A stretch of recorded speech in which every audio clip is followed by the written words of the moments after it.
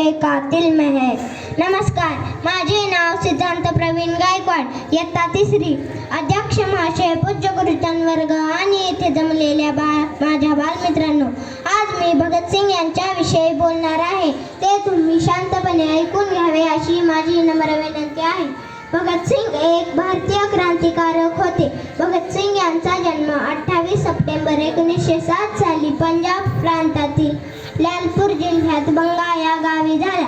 भगतसिंग यांच्या वडिलांचे नाव सरदार किशन सिंग संधू व आईचे नाव विद्यावती असे होते। 1926 मध्ये भगतसिंग यांनी नवजवान भारत सभेची स्थापना केली। भगतसिंग यांच्या गुप्त संघटनेचे नाव हिंदुस्तान सोशलिस्ट रिपब्लिकन असोसिएशन असे ठेवण्यात आले। देशसेवेसाठी भगतसिंग यांनी घराचा त्याग केला।